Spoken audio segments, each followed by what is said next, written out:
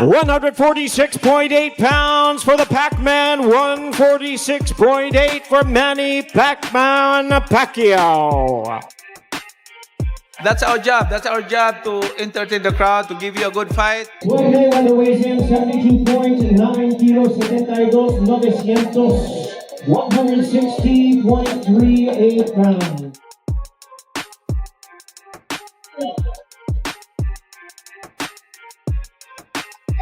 Feel about this? Well, I've been here so many times before, and just the atmosphere, the people, it's a great turnout, and I truly believe it's going. Floyd Mayweather had a heated first fight with Manny Pacquiao prior to their rematch, which created a lot of tension. Manny has a lot of experience, at the highest level and competing at the highest level, and that makes this that much more interesting.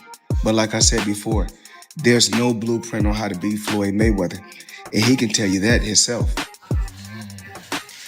You're gonna have to take the whole room together. You're gonna have to put the whole world in the ring to beat me. I'm the best.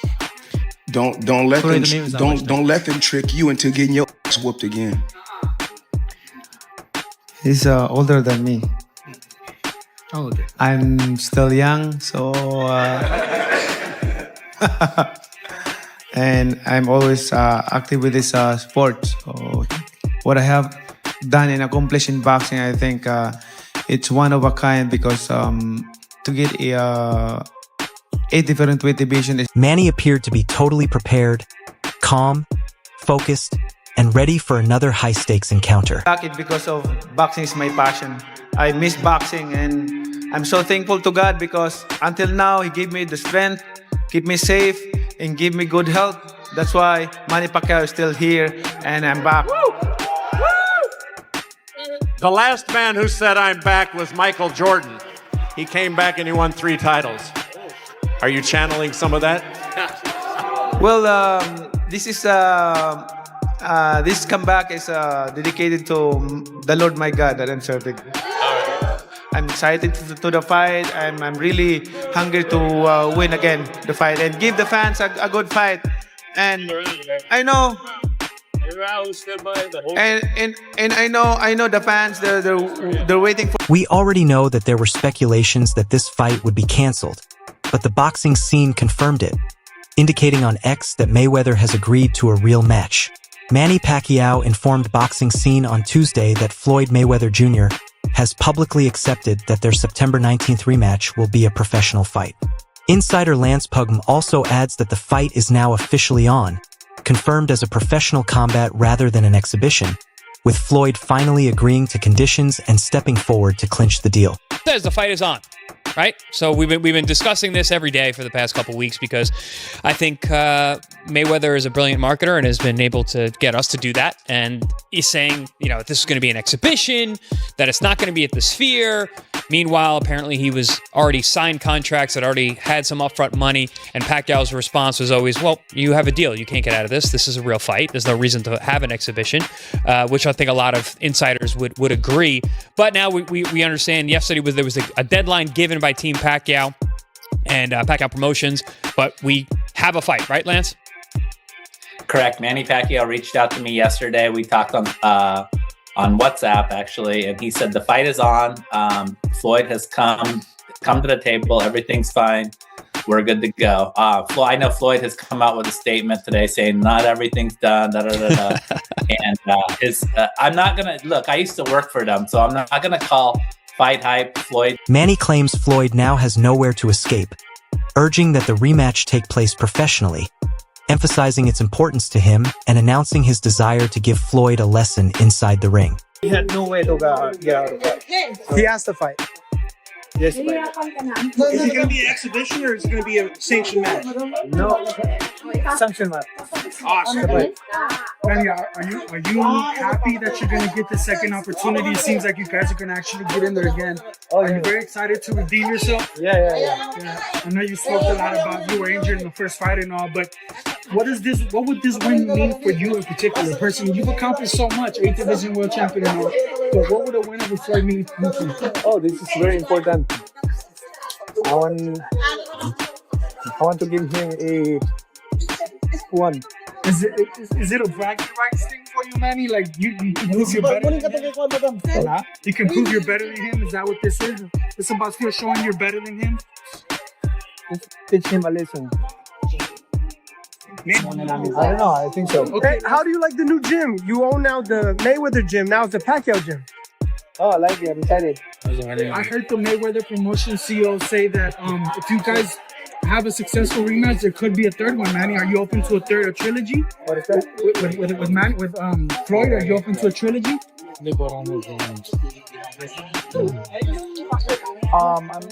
If they demand it. We'll finish first. Manny Pacquiao has resumed to training under coach Freddie Roach, indicating that he is serious about preparing for the fight.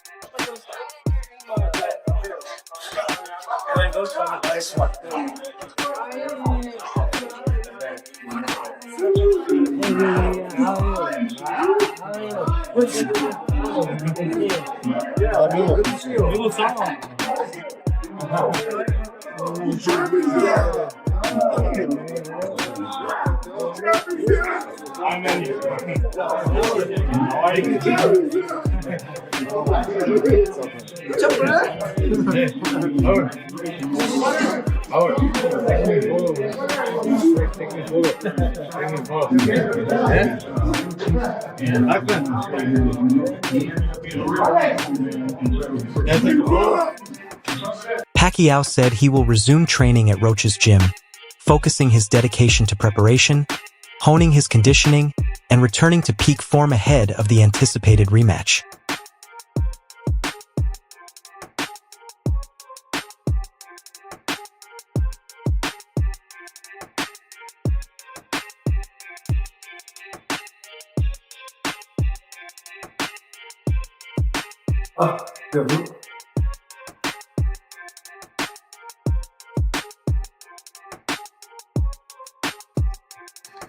So soon I'm going to start training for Mayweather fight. Floyd, according to Robert Garcia, is not working hard enough. At the same time, Manny is completely committed, running in the mountains, training hard, and pushing himself through tough sessions to stay in elite shape. Mayweather, people think, oh, Mayweather's out of shape, he's not training. I'll bet you different. Behind curtains, that was doing workouts. That's just to be in shape, to be able to box for 12 rounds. Mayweather's not killing himself in sparring. He's not killing his legs and running. But I bet you he's doing workouts that are not going to kill his legs and are not going to fuck him up when it comes to sparring. But I bet you he's in shape for the fight. And I bet you he's going to win by decision. You think Mayweather decision? Manny's motivated. Manny's burning himself out. Too much runs like a fucking true champion does. But he's 48. Mayweather's older, Robert. Yes, but he's not doing the same workouts that Manny's doing. Manny's showing it to the world. Manny's running in front of 50. But he looks good when you watch. He's running hard and he's gonna. His body can't take that much. His body can't take that much. Mayweather knows his body can't take that much. That's why he's doing different trainings to be in shape, but to be able to perform and to be fast and to win a... Jose Ramirez, who trained alongside Manny Pacquiao during camp, praises Manny's ability to remain sharp and dangerous in the gym. He claims Pacquiao would frequently knock out sparring partners during training sessions, demonstrating that his power has not waned with age. Ramirez explains that Manny follows a rigid schedule, running every day to stay in peak physical shape and endurance. With them, I was his man. I mean, I was going, 8-round sparring sessions, dude. What does Jose Ramirez learn from Manny Pacquiao? We were in camp with him 3 times. What did you pick up from him? Honestly, his work ethic, and then the best work ethic. The best work no ethic. Days off, no like this. Every morning we used to get together and run. Even on sparring days, he runs. With 20, 30, 50 people, even yeah, man, he has a lot of support out there. In the That's Philippines. amazing. It's like a movie. It's like Rocky. We would go to the mall, and just because people knew we were his sparring partners, they wanted a picture with us. So he's the man. We had a lot of fans. He's so humble, though. He doesn't know he's Manny Pacquiao. Very down to earth. There was always like a crowd of 25 to 40 people outside the gym. from And he's ladies nice to to kids, everybody. just He waiting gives for them him. money and- He's gonna give them all money before he walked in. Yeah, he's very you know? generous. And He's very humble. He doesn't let the fame change. Like you never let the fame change you or nothing. You're the same person I met when you were a kid. But what did you learn boxing-wise besides work ethic? Is there any punch you learned? Is there any defensive? Pacquiao's sparring sessions continue to highlight his persistent drive and exceptional skill. Ramirez underlines Manny's intense approach to each round, treating practice like a genuine fight. His striking strength remains formidable, frequently leaving sparring partners unable to complete sessions as training heats up. Pacquiao's consistency proves that he continues to perform at a world-class level, combining speed, timing, and explosiveness that concern even younger fighters. The way he stays sharp in the gym demonstrates not only his dedication, but also his long-term capacity to perform at the greatest level. For observers, Pacquiao's training reflects his championship mentality, demonstrating that age has not affected his competitive edge or fighting spirit.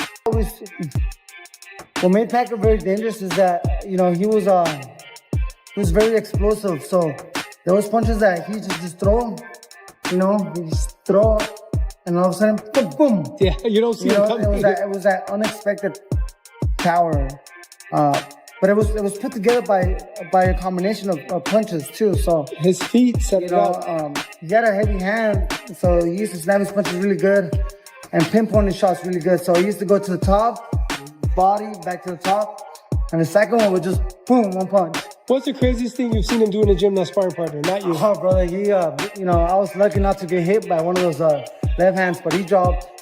Everybody. Every camp, he would drop one fighter, one sparring partner. And that's like it. clean. And they don't come back next camp. Well, he dropped a couple in the Philippines, so they. Paulie Malignaggi-Agri and Lance Pugmire discussed the continued uncertainty surrounding the Floyd Mayweather-Manny Pacquiao rematch, focusing on how talks and public remarks have caused misunderstanding. Pugm points out that Floyd never officially acknowledged anything following earlier rumors of an exhibition fight. Pacquiao urged that the fight be a legitimate professional event or it would not take place at all. The talk focuses on Pacquiao becoming more vocal in pushing the narrative forward, even revealing developments. Floyd stayed characteristically mute. Announcements, no, they're not going to be a fight if it's not a real fight. Then now he's announcing the fight is on. Floyd never made any announcement afterwards. It reminds me of when Jake LaMotta was talking to his wife in Raging Bull. Who made you an authority? Well, all of a sudden you're an authority. Who made you? He is half of this fight. Well, yeah, but he's not the whole fight. He's also all of a sudden one of the promoters Who as made well. you an authority? Let's wait for the whole announcement first. All right, the fight's on. We got it. We always knew the fight was going to be on, did we not? Did I always tell you? I've been telling you. You got no choice. You got no choice. The fight's on. The fight was always on. All right, go ahead, Lance. Look, guys. This totally reminds me of when I covered Floyd during his career, and I would be told by his publicist Kelly Swanson, "Come on out to Las Vegas. Floyd will talk to you today." Getting to the gym, looking at Floyd, he's giving me stink eye. Like, is this guy going to talk to me today? I have come all this way to talk to him. Is he going to talk to me? I don't know. And then finally, at the last minute, hey, what do you need? So Minnie reflects that this situation matches Mayweather's previous actions, in which even journalists like Pugmire were unsure while attempting to obtain direct confirmation from him. Floyd's unconventional communication style frequently keeps people wondering until the final moment. According to Algaray, Mayweather's negotiating tactics are extremely cutthroat, and he rarely meets opponents halfway. Instead, he prefers to manage the situation and ensure his victory, not only in the ring, but also in debates, business transactions, and public perception. This perspective explains why gaining understanding about the fight has taken time. Despite the ambiguity, the panel agrees that the conflict was always unavoidable. They think that once Floyd decides he is completely prepared, he will make it official in his own way. Until then, they suggest patience, as this lengthy process is characteristic of Mayweather's approach. Manny Pacquiao claims that being undefeated does not inherently indicate greatness, questioning Floyd Mayweather's self-proclaimed GOAT status. He argues that numerous fighters have retired undefeated, therefore this claim is not unique or historically unmatched. Pacquiao instead emphasizes his own accomplishments, claiming that he is the only boxer to have won world titles in 8 classes and become a champion in 4 separate decades: the 1990s, 2000s, 2010s, and 2020s. He underlines that these successes speak for themselves, without the need for self-praise. Despite this, Manny remains humble, stating that he likes to let fans decide his legacy rather than establishing it himself. He is unequivocal about the possibility of a rematch. He is not interested in an exhibition. Pacquiao says that if the fight occurs, it must be a true professional combat in which both fighters take risks and compete. Fighter and you are. Yeah. What I can say is like he's a self-proclaimed GOAT. Right. Self-proclaimed GOAT because he can't even claim in which part that he can claim that he's the only. He cannot claim that he's the only undefeated fighter who retired. There's a lot of fighters, at least more than 15 fighters who retired undefeated. So, but I can claim with some of those. The only 8 division and the only fighter who became a world champion in 4 decades, 4 different decades. 90s, 2000, 2010, 2020. So, but I'm not raising my own chair. I let the fans decide. Your chair high. Your chair is high already, man. I mean, That's it. And you came 1 point away from having a belt in the 2020s. Oh no, you already had a belt in the 2020s. 2020, yes. Sir. Yeah. So, pardon me. Yeah. Yeah, sir. Sorry. Good. Yeah. So that's 4 decades. You know, yeah, it's pretty good. Jazz Mather argues that with so much money at stake, neither party is likely to back down, especially given the tremendous possibilities associated with a global platform like Netflix. He underlines that Floyd Mayweather is ultimately concerned with financial incentives, and that once the scope of the agreement is properly understood, things should go forward. Mather says that discussions are currently being handled by solicitors rather than directly with Floyd, which has complicated the process. Despite some back and forth and delays, he claims progress is being made and that all sides are working toward a solution. A rigorous deadline has been established, generating a sense of urgency to complete the agreement. Mayweather remains optimistic that better sense will prevail, believing that the financial benefits and global exposure will persuade Floyd's team to commit. However, he adds that if the terms are not followed, alternative strategies and legal action may be considered. Money. And all that Floyd needs to see is, whoever is managing or representing Floyd today, I personally... It's hard to keep track. It's hard to keep track. I don't know what's going on over there. Have you been in negotiations over the past week since Floyd started backtracking? The attorneys are. So you, not and who are they? They're dealing with Floyd's attorneys, not Floyd, correct? Correct. We're dealing with attorneys. I mean, he's communicating with some of the other the production partners and such. There is direct conversation and stuff happening, but they just have to see the light as to the platform and the size of what Netflix is and what all opportunities it can bring. So, Jazz, let me ask you this. Yeah. What is the deadline? Obviously, Netflix already announced that you have to... What is the hard deadline to get this resolved? Tomorrow. What time? 14th. End of business day. End of business tomorrow. Yeah. And we're getting ahead. We're getting ahead. As long as he's got smart people around him that can see the size of the opportunity, then they can make him a lot of money. More money than he's made in any... Wade Plemon believes there is a definite risk with a bout like this since it is based on the concept of 2 GOATs, referring to Manny Pacquiao, an 8-division world champion. He points out that, while the designation seems formidable, both boxers are no longer in their prime, despite their well-known names. He argues that Pacquiao, despite being 46 years old, looked good versus Mario Barrios, demonstrating that he can compete at some level. Floyd Mayweather, on the other hand, has remained active in numerous exhibitions, including fights with Logan Paul and John Gotti III, and continues to demonstrate good reflexes, even when the competition is different. Supposed to be the 2 GOATs, like Manny Pacquiao, 8-division world champ. What are we talking about? And he doesn't necessarily look like that, but I will say Manny looked decent enough. I get 46 years old versus Mario Barrios, so he still got it at least to some degree, and we've seen Floyd in these exhibitions, with Leah Gotti's stepbrother. If you know, you know. John Gotti III.